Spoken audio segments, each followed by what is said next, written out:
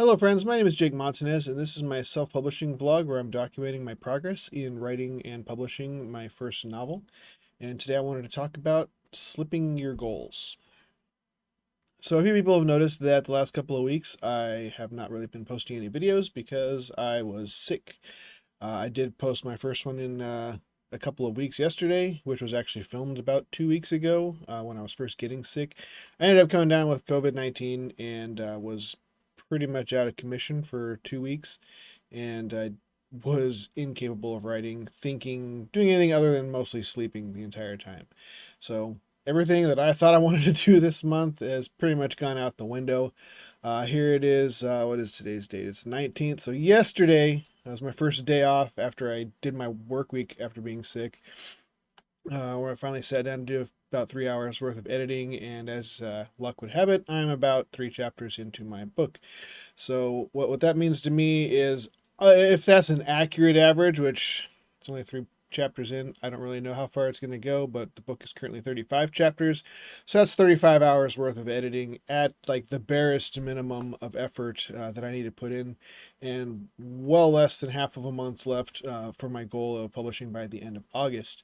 Now, I had picked the end of August because it's shortly after my birthday, and I wanted to be done with it by then so I could have something out ready to go. And I have to be realistic with myself with the fact that it's almost impossible, barring me having the most amazing editing days ever. And I have plenty of stuff to do on my days off other than editing, that I will not be able to reach my deadline for myself by the end of the month.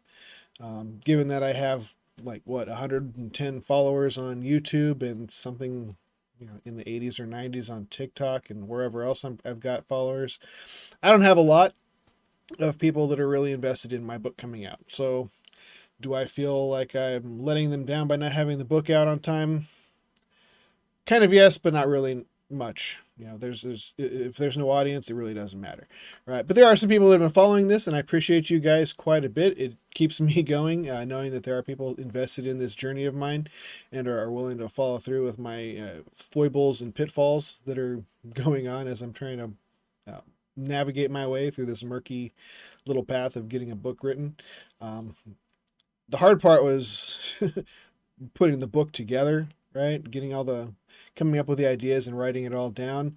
But that's what I thought, at least. Right now, I'm sitting down going through all the little notes, and a lot of them are simple little nitpicky things, and other ones are like, all right, how do I answer this question that my editor posed to me about little scenes or whatever in my book without butchering the progress I had made with the story. Every little thing that she asks about, if I inject that into a story at a time that I wasn't really planning on it originally, it can start having a lot of cascading butterfly effects. So I'm like, okay, I'll describe this little thing a little bit more here, but in doing so, that negates something further on down in the story. So I have to really kind of sit there and think about how I want to address those things that she wants put into the story and not rock the boat too much. There's going to be rocking, there's going to be waves, and even this early on, I can tell it's going to be a little bit harder than I thought to navigate this. So it's actually the harder part, and she kind of warned me about that in one of my discussions with her, that editing is not fun. And I'm really starting to see that now that I'm digging my heels in and trying to get something done. So that's where I'm at with things. So hopefully I can get the bulk of it done editing wise by the end of the month. That's basically my new goal now. Then I need to do a full read through just without trying to edit anything to make sure that it all flows well and that I haven't rocked the boat too hard that it might sink, which I'm not afraid of it sinking, but there are things that I'm changing that um, may not jive with what I had originally put into the story. Now, once I have that read through done, I do plan on sending it back to the editor just to be like, hey, did I hit all the bases that you thought I wanted to? I think she said that she would be willing to do a quick read through of it without necessarily editing it a lot, which shouldn't cost me too much money, or if I'm lucky, no money at all, as just part of the overall package of what she was providing as the editor. I'm I am prepared to pay a little bit extra if I need to, but hopefully it's not as extensive the second time around. That's also a phase where you would normally just be sending it to a separate, I think, a line editor to make sure that all the T's are crossed and I's are dotted so that there's no major spelling mistakes or typographical errors. But she's still my developmental editor, and the stuff I'm doing is injecting more world building into the story.